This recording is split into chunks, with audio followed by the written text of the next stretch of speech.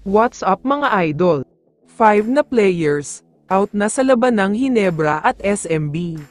Pero bago mo sana ipagpatuloy ang panonood mo, ay huwag mong kalimutan na mag-subscribe bilang suporta sa aking YouTube channel. Maraming salamat idol!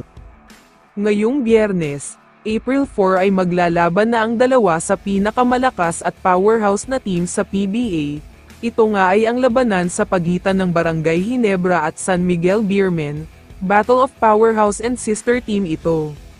Hindi naman magkalayo ang standing ng parehong team, dahil nasa number 1 ang SMB na may undefeated record na 3-0, samantalang ang Barangay Hinebra ay nasa number 3 ng standing na may 3-1 win-loss record.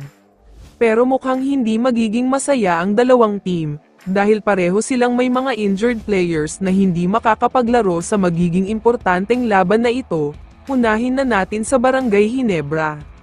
Out pa rin para sa kanila si Jeremiah Gray, at mananatiling nasa reserve player o injured player list siya, pero asahan daw nating lahat na manunood siya sa bench, at susuportahan niya ang team niya sa mismong venue.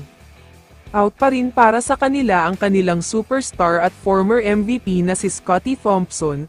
Ayaw pa rin siyang bigyan ng clearance ng doktor para makapaglaro, dahil hindi pa daw ready ang katawan niya para maglaro. Pero kung may dalawang player na out para sa Hinebra, mas marami ang out sa SMB dahil may 3 players daw ang hindi maglalaro para sa kanila. Unahin na natin itong si Muscleman Vic Manuel, hindi na daw siya maglalaro sa laban na ito. Hindi na rin maglalaro sa kanila si Rodney Brondial dahil nakalagay daw ito sa reserved list. Hindi sinabi kung may injury nga ba siya at hindi rin sinabi kung bakit hindi siya maglalaro, pero mukhang management decision ito. Ang last player na game time decision at posibleng out na sa laban na ito ay si Mo Tautua, dahil may minor injury daw siyang iniinda. Pwede naman daw siyang maglaro pero nakadepende pa rin sa mararamdaman niya sa mismong game.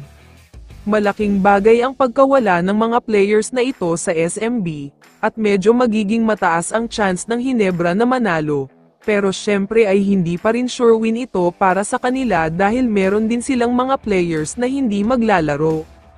Sa nakikita ko ay magiging dikit ang laban na ito mula umpisa hanggang dulo, dahil parehong team ang gustong-gustong manalo para mapalaki ang chance nila na makapasok sa top 2, na makakakuha ng twice the beat advantage pagpasok ng playoffs. Kaya naman kung ikaw ang tatanungin idol, sino sa tingin mo ang mananalo sa laban na ito? I-comment mo naman ang sagot mo sa tanong na ito. So dito na nagtatapos ang video na ito. Maraming salamat sa pagsuporta at panonood mga idol. Ingat at bye-bye.